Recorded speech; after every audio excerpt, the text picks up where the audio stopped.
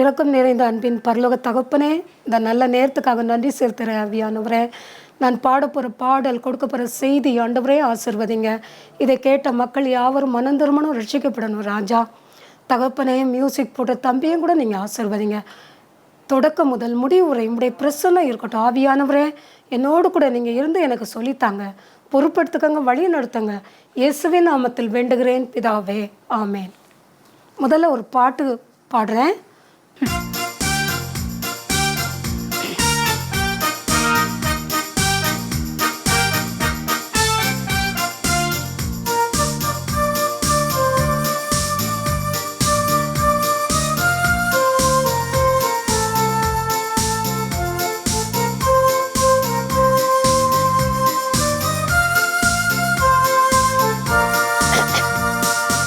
எனக்கொரு ஆசை உண்டு, என் இயேசுவை காண வேண்டும். எனக்கொரு ஆவல் உண்டு, நான் அவரோடு பேச வேண்டும். எனக்கொரு ஆசை உண்டு, என் இயேசுவை காண வேண்டும். எனக்கொரு ஆவல் உண்டு, நான் அவரோடு பேச வேண்டும். வானகமே வையகமே, எனது ஆசை நிறைவேறுமா? வானகமே வையகமே, எனது ஆசை நிறைவேறுமா? எனது ஆசை நிறைவேறுமா? எனக்கு ஒரு ஆசை உண்டு, என் இயேசுவை காண வேண்டும். எனக்கொரு ஆவல் உண்டு, நான் அவரோடு பேச வேண்டும்.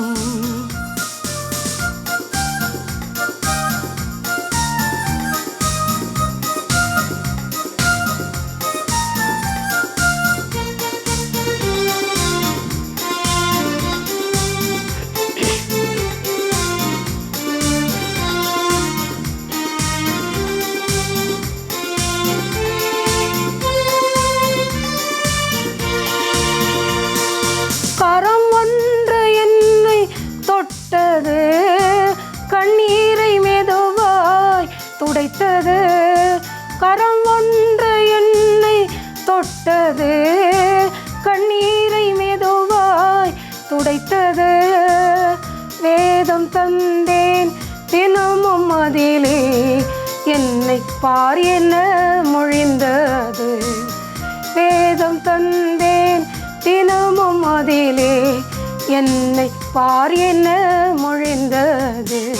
வானகமே வையகமே, எனது ஆசை நிறைவேறுமா? வானகமே வையகமே, எனது ஆசை நிறைவேறுமா? எனது ஆசை நிறைவேறுமா? எனக்கொரு ஆசை உண்டு, என் இயேசுவை காண வேண்டும். எனக்கொரு ஆவல் உண்டு, நான் அவரோடு பேச வேண்டும்.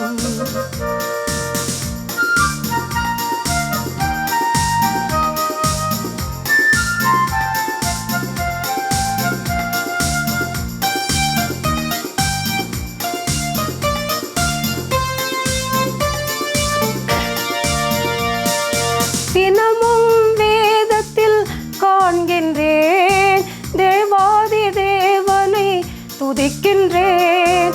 தினமும் வேதத்தில் காண்கின்றேன், தேவாதி தேவனை துதிக்கின்றேன். ஜெபத்தில் பேசி மகிழ்கின்றேன், ஜீவதேவனை வாழ்த்துகின்றேன். ஜெபத்தில் பேசி மகிழ்கின்றேன், ஜீவதேவனை வாழ்த்துகின்றேன். வானகமே வையகமே, எனது ஆசை நிறைவேறுமா? வானகமே வையகமே எனது ஆசை நிறைவேறுமா, எனது ஆசை நிறைவேறுமா. எனக்கு ஒரு ஆசை உண்டு, என் இயேசுவை காண வேண்டும். எனக்கு ஒரு ஆவல் உண்டு, நான் அவரோடு பேச வேண்டும். எனக்கு ஒரு ஆசை உண்டு, என் இயேசுவை காண வேண்டும். எனக்கு ஒரு ஆவல் உண்டு, நான் அவரோடு பேச வேண்டும்.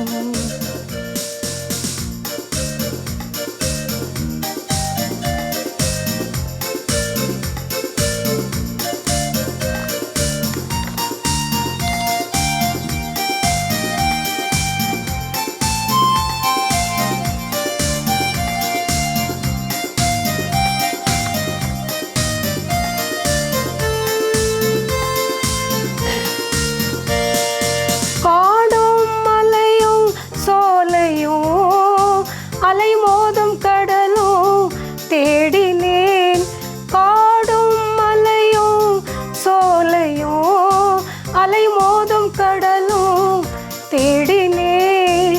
காணினவரை கதறி அழுதே, கர்த்தர் இயேசுவே வாரும் என்றே. காணினவரை கதறி அழுதே, கர்த்தர் இயேசுவே வாரும் என்றே. வானகமே வையகமே எனது ஆசை நிறைவேறுமா, வானகமே வையகமே எனது ஆசை நிறைவேறுமா, எனது ஆசை நிறைவேறுமா. எனக்கு ஒரு ஆசை உண்டு, என் இயேசுவை காண வேண்டும். எனக்கு ஒரு ஆவல் உண்டு, நான் அவரோடு பேச வேண்டும். ஆண்டவராகிய இயேசு கிறிஸ்து நாமத்தினால உங்கள் எல்லாருக்கும் என்னுடைய பணிவான வணக்கத்தை நான் தெரிவிச்சுக்கிறேன். இன்றைக்கு நான் உங்களுக்கு திரும்புதல் அதை பற்றி நான் பேச போகிறேன். திரும்புதல், அதாவது ஒரு வழியாக போகணுன்னா நம்ம திரும்பணும். இப்போ நம்ம தீய வழியில் போகணுன்னா அந்த வழியிலேயே நம்ம போயிடக்கூடாது, அப்படியே நம்ம நாட்களை கழிச்சிடக்கூடாது. ஏன்னா அதை அந்த வழியிலேருந்து நம்ம என்ன செய்யணும், திரும்பணும். அதான் ஆண்டவர் சொல்கிறாங்க, நீங்கள் திரும்புங்க. எரேமியா 1:5 என்ன சொல்லப்பட்டிருக்குன்னா, நான் உன்னை தாயின் வயிற்றில் இருந்தது முன்னே உன்னை அறிந்தேன், நீ கற்பத்திலிருந்து வெளிப்படும் முன்னே நான் பரிசுத்தம் பண்ணேன் அப்படின்னு சொல்கிறாங்க. இதில் என்னென்னா, நான் தாயின் வயிற்றில் இருந்தது முதல்ல எரேமியா பார்த்து சொல்கிறாங்க, தாயின் வயிற்றில் இருந்தது முதல்ல நான் உன்னை அறிஞ்சிருக்கேன். நீ என்னுடைய தாயின் கற்பத்தில் உருவாவதற்கு முன்னமே நீ எனக்கு தெரியும் அப்படின்னு சொல்கிறாங்க.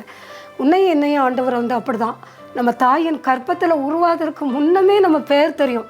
திரவியமா, ஆன்சியா, அகஸ்டீனா, பிரின்ஸ் ரிச்சர்டான்னு நம்ம இப்போ தான் நம்ம பேர் வைக்கோம்.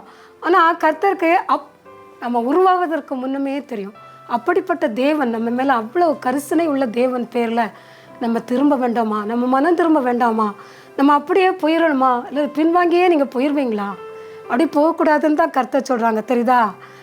எரேமியா 1:8 கர்த்தர் சொல்கிறாங்க, நான் உன்னை, நீ அவர்களுக்கு பயப்படவும் கலங்கவும் வேண்டாம், நான் உன்னை காக்கும்படி நான் உன்னுடனே இருக்கிறேன் என்று கர்த்தர் சொல்கிறாங்க. நீ எதை குறிச்சும் பயப்படாத, கலங்காத, அதுக்காக நீ ஆண்டவரை விட்டுட்டு போயிடாத. நான் காக்கும்படி உன்னை காக்கிறதுக்கு நான் உன் கூட இருக்கேன். அதனால் நீ எதை குறித்து கவலைப்படாத, பின்வாங்கி போயிடாத, எனக்கு யாரும் இல்லை, எனக்கு மனுஷங்க தான் கெதின்னு சொல்லி நீ மனுஷனுக்கு பயப்பட்டு அஞ்சு நடுங்கிக்கிட்டு இருக்காத, நீ என்கிட்ட திரும்பி வா அப்படின்னு கர்த்தர் சொல்கிறாங்க. எதை குறித்து நீ வீணாக பயந்துக்கிட்டு இருக்கீங்க, ஏன் பயப்படுறீங்க அப்படின்னு கர்த்தர் சொல்கிறாங்க. உன் கூட நான் இருக்கேன், மனுஷங்க சொல்ல முடியாது, நான் உன் கூட இருக்கேன்னு சொல்ல முடியாது. ஆண்டவரை தான் முடிவு பரியந்தம் சகல நாட்களும் உன் கூட இருக்கேங்காங்க. இப்போ இஸ்ரேல் மக்கள், யூதா மக்கள் இந்த எரேமியாவை பார்த்து எல்லாரும் அப்படி தான் சொல்கிறாங்க, நான் உன்னுடனே இருக்கிறேன் அப்படின்னு கர்த்தர் சொல்கிறாங்க, உன்னை காக்கும்படி. புரியுதா? இதில் எரேமியா 1:19 அவர்கள் உனக்கு விரோதமாக இன்னும் யுத்தம் பண்ணுவாங்க, ஆனால் உன்னை மேற்கொள்ள மாட்டாங்க. உன்னை ரட்சிக்கும்படி நான் உன்னுடனே இருக்கிறேன் என்று சொல்கிறார். ஆனால் நீ என்கிட்ட திரும்பி வா, உன்னை காக்கும்படி. உனக்கு விரோதமாக யுத்தம் பண்ணுவாங்க, நான் உன் கூட இருக்கேன், உன்னை காக்கும்படி. நீ சும்மா இரு. அன்னைக்கு யாத்திராகம் 14:14 கர்த்தர் சொன்னாங்கல்ல இஸ்ரேல் மக்களை பார்த்து, நீ சும்மா இருப்பையா, உனக்காக நான் யுத்தம் பண்ணுறேன், நீ என்கிட்ட வா அப்படின்னு சொல்கிறாங்க. புரியுதா? இதில் சொல்லப்பட்டிருக்கு இல்லை எரேமியாவில் 3:1 நீயோ வென்றால் அநேக நேசரோட நீ என்ன செஞ்சனா வேசித்தனம் பண்ணினாய், ஆனாலும் நீ என்னிடத்தில் திரும்பி வா என்று கர்த்தர் சொல்கிறான். அதாவது இந்த இஸ்ரேல் மக்கள் அநேக நேசரோட அப்படின்னா நம்ம 2 இதாக எடுத்துக்கலாம். அவங்க கல், மண், மரம், இரும்பு அந்த அருவருப்பான காரியங்களோடு அவங்க ரொம்ப நெருக்கமாக இருக்காங்கல்ல, அதை வணங்குறாங்கல்ல, இந்த விக்கிரகத்தை வணங்குறாங்கல்ல, அதுக்கு படைக்கிறது சாப்பிட்றாங்கல்ல, அது ஒன்று. அது மாத்திரம் இல்லை, மற்ற வேசித்தனம் விபச்சாரம் பண்ணுறது அது வேற. இப்படிலாம் நீ இருக்க, ஆனாலும் என்னிடத்தில் திரும்பி வா என்று கர்த்தர் சொல்கிறார். சரி, அப்படி பண்ணினாலும் பரவாயில்லையா, நீ என்கிட்ட திரும்பி வா, உன்னை நான் மீட்டெடுத்துக்கிறேன். நீ எப்படி நீ விக்கிரகத்தை வணங்குறியா, அதை விட்டுட்டு வா, நான் உன்னை மன்னிச்சிட்டேன். கர்த்தர் சொல்லாங்க, கிருபையாய் நான் உன்னை மன்னித்தேன் அப்படின்னு சொல்கிறாங்க. நீ பாவத்தில் விழுந்துட்டியா, அதை எழுந்துட்டு என்கிட்ட வா, அதை விட்டுட்டு என்கிட்ட வா, நான் உன்னை மன்னிக்கேன் அப்படின்னு சொல்கிறாங்க. என்கிட்ட நீ திரும்பி வா அப்படின்னு சொல்கிறாங்க. பிரியமானவங்களே, இந்த உலகத்தில் வாழக்கூடிய நம்மளும் தான் தெரியாதனமாக நம்ம நிறைய விக்கிரங்கள் வணங்குறோம், தேர்கள் சிலைகள்லாம் வணங்குறோம். ஏன்னா வணங்குறீங்கல்ல, அப்புறம் வேசித்தனம் விபச்சாரம் அருவருப்புலாம் பண்ணுறீங்கல்ல, தேவனுக்கு பிரியமில்லாத காரியங்கள்லாம் நீங்கள் செய்கிறீங்கல்ல, கொலை செய்கிறீங்க, கொள்ளையடிக்கீங்க, ஏன்னா அடுத்தவங்களுக்கு விரோதமாக போய் பேசுகிறீங்க, ஈஸியாக மற்றவங்களை காட்டி கொடுத்துட்றீங்க. இதெல்லாம் பெரிய பாவம். ஆனாலும் நீ என்கிட்ட திரும்பி வா அப்படின்னு கர்த்தர் சொல்கிறாங்க. ஏன்னா நான் உனக்கு ஆறுதல் அளிப்பேன். எரேமியா 3:2 என்ன சொல்லுதுன்னா, நீ உன்னுடைய வேசித்தனங்களினால் தேசத்தை அக்கிரமங்களினாலும் தேசத்தை நீ தீட்டுப்படுத்தின. அதே இதில் என்ன சொல்கிறாங்கன்னா, இது நிமித்தம் மழை அவர்களுக்கு பெய்யாமலும் பின்மாறி இல்லாமலும் போயிற்று.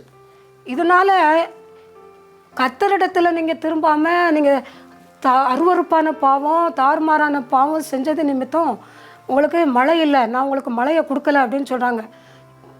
இஸ்ரேல் மக்கள் இந்த காலத்தில் அருவருப்பான காரியங்கள் செஞ்சதுனால அவங்களுக்கு மழை இல்லை, அவங்களுக்கு சரியான முன்மாறி பின்மாறி பெய்யலை, வறட்சியாக இருந்தாங்க, சாப்பிட்றதுக்கு ஒன்றும் இல்லை, பசி பஞ்சம் கொள்ளை நோய் பட்டினியால் வாழ்னாங்க. அதான் ஆண்டவர் சொல்கிறாங்க, நீ பரவாயில்ல இப்படிலாம் பண்ணுன, அதனால நான் உனக்கு மழை கொடுக்கல. அப்போது ஆண்டவர் என்ன சொல்கிறாங்க, இப்படி தவறான காரியங்கள் பண்ணுனா, கர்த்தர்கிட்ட நம்ம திரும்பாமல் போனோன்னா நமக்கு மழை இருக்காது, நமக்கு சாப்பிட்றதுக்கு ஆகாரம் இருக்காது, பஞ்சம் வரும். இந்த உலகத்தில் வாழக்கூடிய நாமும் அப்படி தான். ஆண்டவர்கிட்ட திரும்பாமல் பின்வாங்கி போய் மனம் போல் நம்ம வாழ்ந்தோம் அப்படின்னா ஆண்டவர் சொல்கிறாங்க, உனக்கு மழை இருக்காது. கொள்ளைன்னா அந்த கொரோனா வைரஸ் எதனால் வந்துச்சு, மக்கள் பண்ண அக்கிரமம் அட்டூழியம் தானே, நிறைய பேர் பண்ண அட்டூழியம், எல்லாரும் தான், என்னையும் சேர்த்துக்கோங்க, எல்லாரும் சேர்ந்த அட்டூழியம் அக்கிரமத்தினால தானே இந்த இது வந்தது, இது வைரஸு, கொரோனா, அப்புறம் சுனாமி எல்லாம் வந்ததில்ல. அதுக்கு காரணம் கர்த்தரை விட்டு பின்வாங்கி போய் உங்கள் மனசு போல் வாழ்ந்து தேர் சில பின்னால் ஓடி அதுக்கு முன்னால் விழுந்து ஈர துணியோட கும்பிட்டு முழங்கால நின்று இரத்த பலி கொடுத்து தீ மிதிச்சு மக்களை பலியிட்டு இப்படி பண்ணுறதுனால தான் ஆண்டவருக்கு நம்ம மேலே கடும் கோபம் வருது. அப்படி நம்ம இருக்கக்கூடாது. பிரியமானவங்களே, மனம் திரும்புங்க, கர்த்தர்கிட்ட திரும்பி வாங்க. இதில் கர்த்தர்கிட்ட திரும்பி வாங்கன்னு தான் சொல்லப்பட்டிருக்கு. அவன் எரேமியா 3:7 அவன் இப்படியே செய்து பின்பு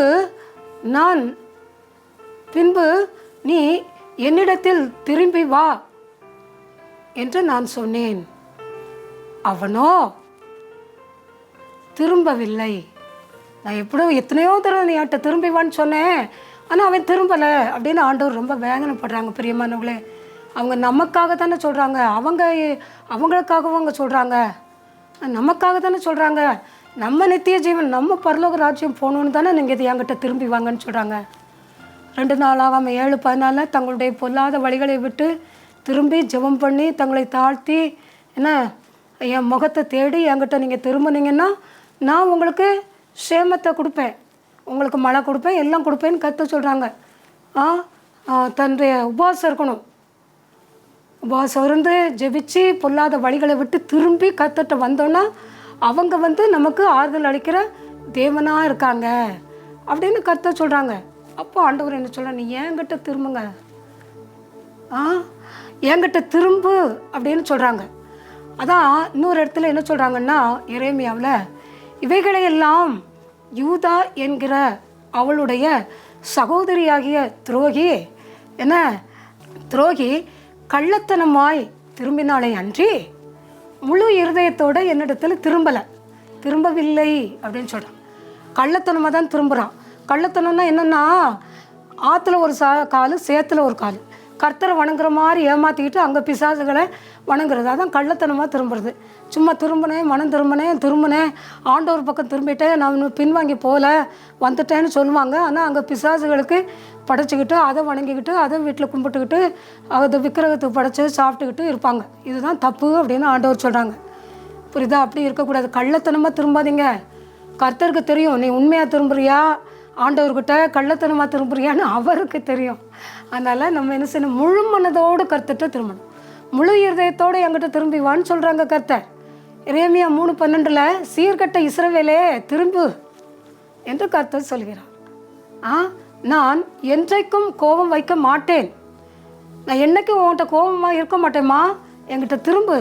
சீர்கட்ட இஸ்ரவேலே இப்படி அழிஞ்சு போயிடாத, நான் என்றைக்குமே உன்கிட்ட கோபம் வைக்க மாட்டேன், நான் உன்கிட்ட நல்லா தான் இருப்பேன், நான் உனக்கு நித்திய ஜீவனை கொடுப்பேன், என்கிட்ட திரும்பி வா, இப்படி சீர்கட்டு இருக்காத அப்படின்னு சொல்கிறாங்க. புரியுதா? நீ இப்படி திரும்பினா அதான் உன் தேவனாகிய கர்த்தருக்கு விரோதமாக நீ துரோகம் பண்ணி என்ன சகல மரத்தின் கீழும் இப்படி வேஷத்தெல்லாம் இப்படி பண்ணிகிட்ருக்க, இது கூடாது, ஆண்டவரை விட்டு பிசாசை விட்டு திரும்பி ஆண்டவர்கிட்ட வா அப்படின்னு கர்த்தர் சொல்கிறாங்க. புரியுதா?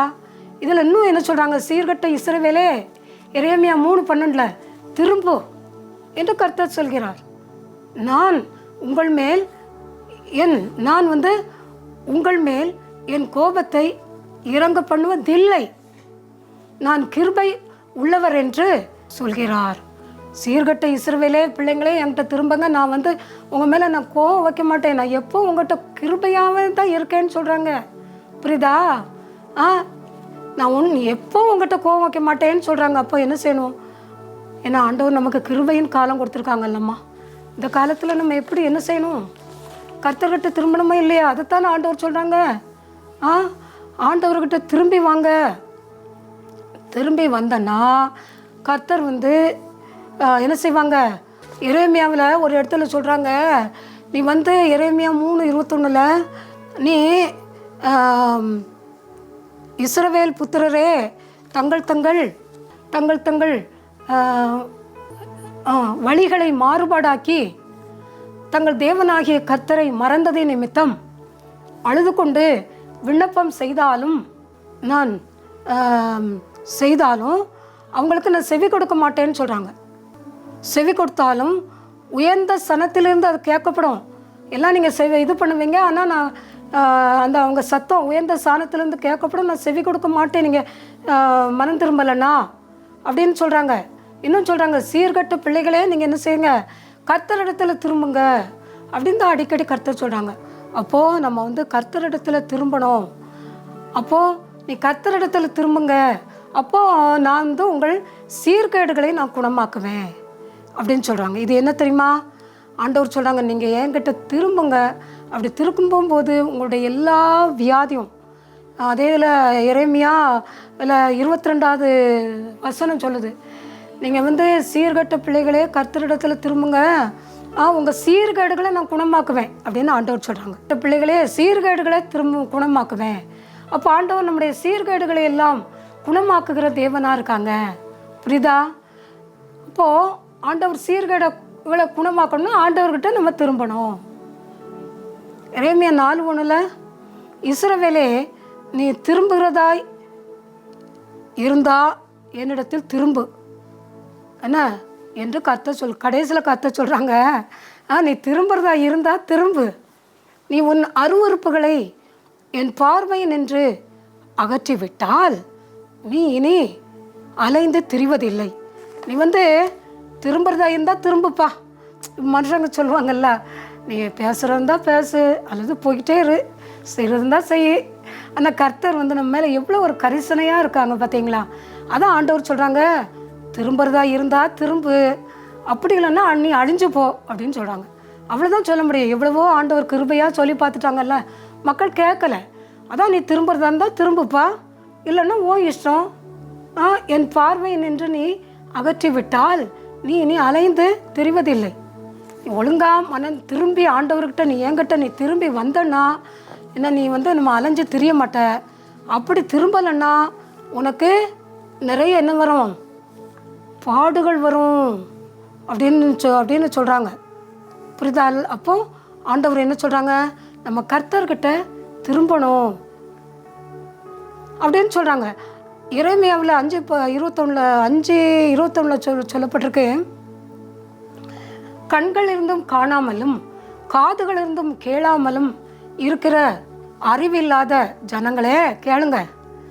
அதில் 22 எனக்கு நீங்கள் பயப்படாதிருப்பீர்களோ என்று கர்த்தர் சொல்லுகிறார்.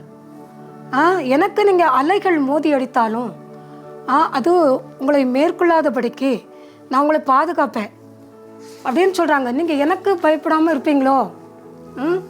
அறிவு கட்ட இருக்காங்க என்ன, நீங்கள் எனக்கு பயப்படாது இருப்பீங்களோ? ஏன் இப்படி இருக்கீங்க அப்படின்னு கர்த்தர் கேட்காங்க. அப்போ நம்ம எவ்வளோ தூரம் ஆண்டவர் நம்ம மேலே கரிசனை உள்ளவங்களாக இருக்காங்க பார்த்தீங்களா? புரியுதா?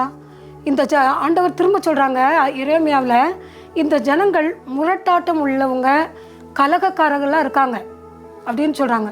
முரட்டாட்டம் உள்ளவங்களாக இருக்காங்க, கலகக்காரர்களாக இருக்காங்க, இவங்க கண்டிப்பாக மனம் திரும்ப மாட்டாங்க அப்படின்னு சொல்லி கர்த்தர் அவங்களுக்கு நிறைய அழிவை கொடுக்காங்க. அவங்க எப்படி இருப்பாங்கன்னா என்ன, இவங்களை நான் எவ்வளவோ சொல்லிட்டேன், நான் அவங்க என்கிட்ட திரும்பலை, அவங்க பின்வாங்கி போய் அந்த பாவத்திலே அழிஞ்சி அவங்க அவங்களுக்கே அவங்க அழிவை தேடிக்கிட்டாங்க. என்கிட்ட கர்த்தருக்கு அவங்க கடும் கோபத்தை உண்டாக்கிட்டாங்க. புரியுதா? அதனால் ஆண்டவர் என்ன சொல்கிறாங்கன்னா, நான் எரேமியா 6:21 ஆகையால் இதோ நான் இந்த ஜனங்களுக்கு இடரல்களை வைப்பேன். இடர்னா துன்பம். இவங்க என் சொல்ல அவங்க கேட்கல, அதனால் அவங்களுக்கு நான் இடரல்களை வைப்பேன், அவங்களுக்கு துன்பம் தான் வரும். பிரியமானவர்களே, நாமளும் இந்த உலகத்தில் நம்ம மனம் போல வாழ்ந்துக்கிட்டு ஏன்னா ஏன் இஷ்டம், எனக்கு யாரும் அறிவுரை சொல்ல வேண்டிய அவசியம் இல்லை, எனக்கு யாரும் ஒன்றும் சொல்ல வேண்டிய இல்லை, ஆண்டவரை பற்றி எனக்கு யாரும் சொல்லக்கூடாது அப்படின்னு சொல்லி உங்கள் இஷ்டப்படி நீங்கள் வாழாதீங்க. ஆண்டவர் சொல்கிறாங்க, என்கிட்ட நீங்கள் திரும்பி வாங்கன்னு சொல்கிறாங்க.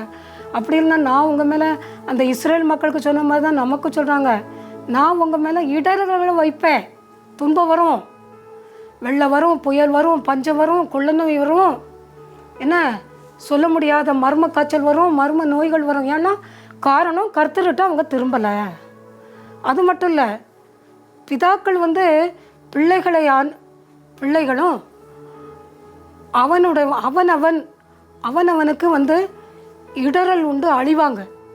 யாரில் அழிவாங்க? அவைகள் மேல் இடரல் வைப்பேன்.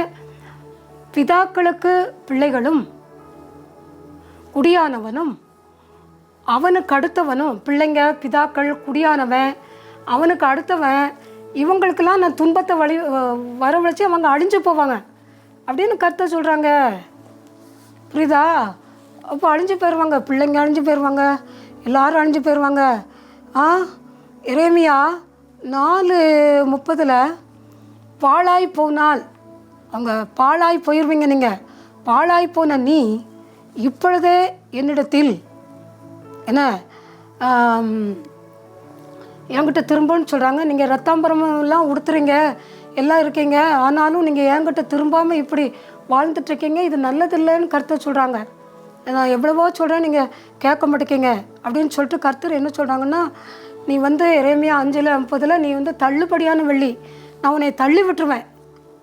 அப்போ நீ என்கிட்ட திரும்பாத பட்சத்தில் நான் உன்னை தள்ளி விட்டுருவேன். கர்த்தர் தள்ளி விட்டால் நம்மளால் தாங்க முடியுமாம்மா?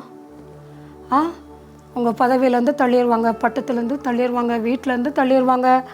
உங்கள் நல்ல நிலையில் இருக்கீங்க, அந்த நிலையிலேருந்து உங்களை தள்ளிடுவாங்க. எப்படி நேபுகாத் நேச்சாரை தள்ளி விட்டாரோ ராஜா இதுலேருந்து, அது மாதிரி நம்மளே என்ன செய்வாங்க, கர்த்தர் தள்ளி விடுவாங்க. அதனால் ஆண்டவர் என்ன சொல்கிறாங்க, நீ என்கிட்ட திரும்பு, நான் தள்ளிடுவேன், நீ தள்ளுபடியான வெள்ளி. என்கிட்ட திரும்பாத பட்சத்தில் நீ தள்ளுபடியான வெள்ளி. இன்னொரு இடத்துல ஆண்டவர் சொல்கிறாங்க, எரேமியா 4:20 கர்த்தரிடத்தில் திரும்பாதவங்களை குறித்து என்ன சொல்கிறாங்கன்னா, நாசத்துக்கு மேல் நாசம் வரும். நாசத்துக்கு மேலே நாசம் வரும்னு சொல்கிறாங்க. புரியுதா? நாசத்துக்கு மேலேனா ஒரு அழிவு கிடையாது, அழிவு வந்துக்கிட்டே இருக்கும். பட்டக்காலே படும், கெட்டக்கூடிய கெடுன்னு சொல்கிறாங்கல்ல. காய்ச்சல் தான் வந்திருக்குன்னு நினைப்பீங்க, உடனே வேறு ஏதாவது வந்துடும்னு சொல்லுவாங்க, கேன்சர் வந்துடும். சரி, இதானே இதற்கு பிளட் கேன்சர், இப்படி ஏதாவது நாசத்துக்கு மேலே நாசம். ஆக்சிடெண்ட் தான் ஆகியிருக்காங்கன்னு சொன்னாங்க, அதுக்குள்ளே ஏதாவது சுகமாக இல்லாமல் போயிடும்.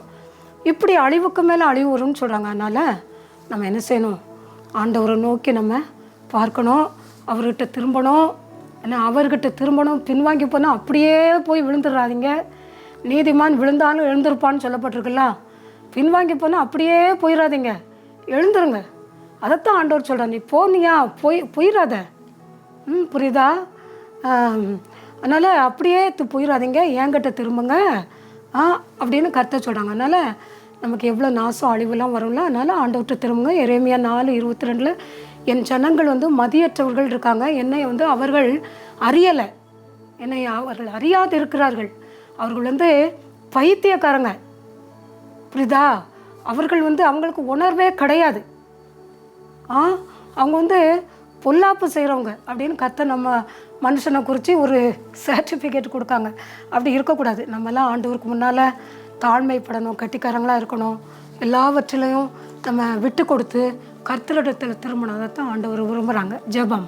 இரக்கம் நிறைந்த அன்பின் பரலோக தகப்பனே, நல்ல நாளுக்காக நன்றி செலுத்துகிறேன். ஆண்டவரே ஏசப்பா, நான் பாடின பாடல், செய்தி இதெல்லாம் இந்த மக்களுக்கு பிரயோஜனமாக இருக்கட்டும். இந்த மக்கள் உங்ககிட்ட திரும்பட்டும் ஐயா. ஆண்டவரே, என்னென்ன தவறான காரியங்கள் செய்கிறாங்களோ அதெல்லாம் விட்டுறட்டும் ஐயா. ஏசப்பா, ஏதோ இவங்க வந்து சும்மா விளையாட்டுத்தனமாக பார்த்துட்டு இருக்கக்கூடாது. ஏதோ ஒரு காதில் கேட்டோம், ஒரு காதில் விட்டோன்னு இருக்கக்கூடாது. ஆண்டவர்கிட்ட வரட்டும், உங்கள் நாம மகிமைப்படணும். அதுதான் நான் விரும்புகிறேன்ப்பா. ஏசப்பா, நீங்கள் உயர்ந்திருக்கணும். ஜீவனுள்ள தேவனை நீங்கள் பெருமைப்படணும்ப்பா. நீங்கள் உங்கள் நாம உயரணும். மாத்திரமல்ல, இதை கேட்டுக்கொண்டு இருக்கிற, இந்த தொலைக்காட்சியை பார்த்து கொண்டு இருக்கிற மக்கள் என்னென்ன வியாதியில் இருக்காங்களோ, கைவலி, கழுத்து வலி, முட்டு வலி, மூட்டு வலி, pressure, sugar, cancer, blood cancer, breast cancer, brain cancer, liver cancer, lungs cancer, கிட்னியில் இருக்கக்கூடிய கேன்சர், கணையத்தில் இருக்கக்கூடிய கேன்சர், கர்ப்பப்பையில் இருக்கக்கூடிய கேன்சர், இதய நோய், ஆண்டவரே இன்னும் கிட்னியில் இருக்கக்கூடிய மற்ற வியாதி, ஐயோ கிட்னியில் ஃபெயிலியர் ஆகிட்டேன்னு கஷ்டப்படுவாங்க. எல்லா வியாதியிலேருந்து விடுதலை கொடுங்க. மர்ம காய்ச்சல், மர்ம நோயிலேருந்து விடுதலை கொடுங்க. பக்கவாதம் உட்பட பல நோயால் பாதிக்கப்பட்டு படுக்கையில் இருக்கக்கூடிய மக்கள் படுக்கை மாற்றி போடுங்க. படித்து வேலை இல்லாத மக்களுக்கு வேலையை கொடுங்க. திருமணம் நடக்காதவங்களுக்கு திருமண காரியங்களை நடத்தி கொடுங்க. உலகம் முழுவதும் எழுப்புதல் வரட்டும் ராஜா. ஆண்டவரே, இந்தியா, இலங்கை, அமெரிக்கா, ரஷ்யா, சைனா உட்பட உலக நாடுகளில் எழுப்புதல் வரட்டும். ஆண்டவரே, இந்த எல்லா மக்களையும் பொறுப்படுத்துக்கங்க. வாலிப ஆண்கள், பெண்கள், மெஜாரிட்டியான வாலிப ஆண்கள், பெண்கள் பாவத்தை தண்ணீரை போல பருகுறாங்க. ஆண்டவரே, ரகசிய பாவம், அந்தரங்க பாவம், மறைமுக பாவம், நேரடியான பாவம், துணிகரமான பாவம், வேசித்தனம், விபச்சாரம், கொலை, கொள்ளை, கற்பழிப்பு உட்பட அருவருப்பான பாவங்கள் செஞ்சு அழிஞ்சு போகிறாங்க. அக்கினி கந்தகம் எரிகிற அந்த நரகம் பாதாளத்தில் அழிஞ்சு போகிறாங்க. இந்த அவல நிலம் வேண்டாம், இந்த அவல நிலைமை வேண்டாம். தினந்தோறும் ஆயிரக்கணக்கான மக்கள் அந்த நரகம் பாதாளத்தை நோக்கி போகிறாங்க. வேண்டாம், மனம் திரும்பட்டும். எல்லாரும் கர்த்தரிடத்தில் திரும்பட்டும். பொறுப்படுத்துக்கங்க, வழியை நடத்துங்க. மீதியான நேரம் முழுதையும் பொறுப்படுத்துக்கங்க. எல்லா குடும்பத்திலையும் சமாதானம், சந்தோஷம் வரட்டும், அன்பு, ஐக்கியம் வரட்டும், குடும்பங்கள் கட்டப்படட்டும். யோபு குடும்பத்தை வேலையடைச்சது போல் எல்லா குடும்பத்தையும் வேலையடைங்க. இந்த தொலைக்காட்சியை பார்த்துருக்கிற மக்கள் ஒருவரும் வெறுமையாக போகக்கூடாது. எல்லாம் ஆசீர்வாதம் அடையணும். மீதியான நேரம் முழுதையும் பொறுப்படுத்துக்கங்க, வழி நடத்துங்க. இயேசுவின் நாமத்தில் வேண்டுகிறேன் பிதாவே, ஆமென். தேவன் தாமே இந்த வசனத்தை ஆசீர்வதிப்பாராக. ஆண்டவருக்கே மகிமையும் கனமும் வல்லமையும் உண்டாகட்டும். என் ஃபோன் நம்பர் சொல்கிறேன், 9487549354.